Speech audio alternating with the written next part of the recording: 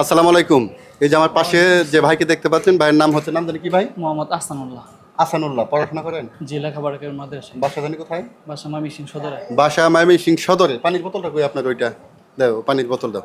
এই যে ট্রেনে করে ঢাকা থেকে আসতেছে, আসার পরে খুব পানি পিপাসা লাগছে, জি।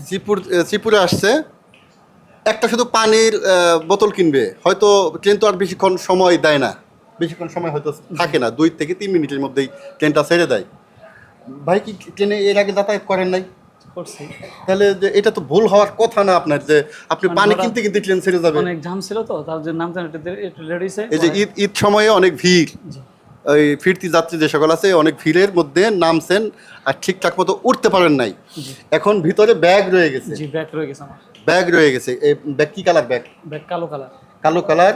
ব্যাগের ভিতরে কি আছে? ব্যাগের ভিতরে পাঞ্জাবি আছে, আবার কাপড় চোপড় আছে, জুতা আছে। জুতা আছে। টাকা পয়সা? টাকা পয়সা। টাকা পয়সা নাই।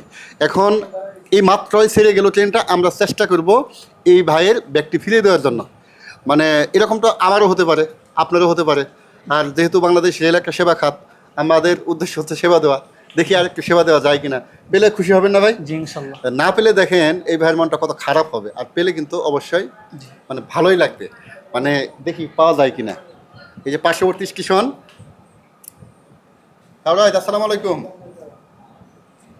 এই যে হ্যাঁ, গহবগি 5 নাম্বার সিটের উপরে এক যাত্রী ভাইয়ের একটা ব্যাগ, কালো ব্যাগ না, কালো ব্যাগ রেখে আসছেন 5 নাম্বার সিটের উপরে। গরুর হ্যাঁ, হ্যাঁ, ভিতরে পাঞ্জাবি আছে, জুতা আছে। আপনারা একটু দেখবেন, পাঞ্জাবি জুতা আছে। একটু পেলে প্লিজ একটু কষ্ট করে নামিয়ে রাখবেন। এই বাইক হয়তো চলে যাবে আপনার কাছে, আর না হয় পরবর্তী ট্রেনে আপনার পাঠিয়ে দেবেন যদি পান। হ্যাঁ হ্যাঁ হ্যাঁ। জি। লোকেরা বলে দেখাই দেবো আর ওইখানে আপনার পরিচিত কেউ লোক আছে? আমি হারাচ্ছি, দেখছে আর কিছু। আপনাকে দেখছে না? আচ্ছা, ঠিক আছে। অ্যাকচুয়ালি এখন এরকম অনেকেরই হয়। আমি ভিডিওটি করার উদ্দেশ্য হচ্ছে, অনেক ভাইদের এরকম হয়, দৌড়ে আসে যে ভাই আমার এটা হারানো গেছে, এটা হারানো গেছে, পাই না। কিন্তু তাদের যে সমস্যা হচ্ছে তাদের কোনো টিকিট থাকে না। কোন বগিতে কত নাম্বার সিটের উপরে এটা ঠিকঠাক মতো বলতে পারে না। বলে ভাই মাঝামাঝি বগিতে, দরজার উত্তর পাশে, দরজার পশ্চিম পাশে, সিটের উপরে, এরকম উল্টাপাল্টা তথ্য বলে। তখন একটা স্টেশনে ট্রেন থামে 2 মিনিট। জি। এই 2 মিনিটের মধ্যে তার ব্যাগটা কীভাবে খুঁজবো? আপনাকে যে কাজটি করতে হবে ভাই, আপনাকে নিয়মিত টিকিট কাটতে হবে।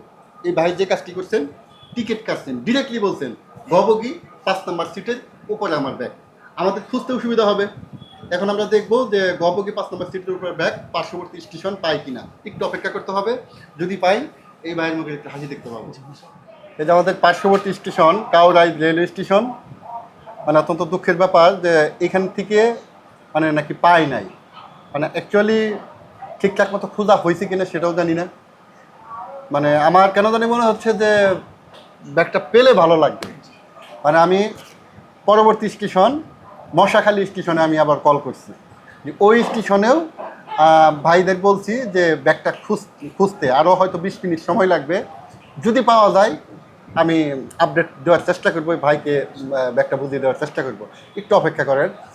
মানে মশাখালী রেলওয়ে স্টেশনে আমি ফোন দিছি, ব্যাগটা খুঁজে দেখার জন্য বলছি। দেখি কি হয়। আপনারা একটু দোয়া করেন যাতে পাওয়া যায় ব্যাগটা। যাই হোক, অবশেষে একটা সুসংবাদ আপনাদের দেই। একমাত্র এই টিকিটের কারণে ব্যাগটা পাওয়া গেছে। ভাই আপনি কি খুশি? জি, আলহামদুলিল্লাহ, অনেক খুশি হয়েছে। মশাখালী স্টেশন থেকে অনেক খোঁজাখুঁজি করে ব্যাগটা উদ্ধার করছে। যদি এই টিকিট না থাকতো, এটা কি কোনোদিন সম্ভব ছিল বলেন? জি না, টিকিট না থাকলে সম্ভব ছিল না। কারণ আপনি বলতেন মাঝামাঝি কোনো এক বগিতে। অনেকেই এই টিকিটের দাম কত ভাই? 60 টাকা। 60 টাকার জন্য আপনার কতগুলো টাকা সেভ হলো, আপনার অনেক গুরুত্বপূর্ণ ডকুমেন্ট সেভ হলো, বা দামি দামি কাপড় সেভ হলো, আপনি শুধুমাত্র 60 টাকার জন্য।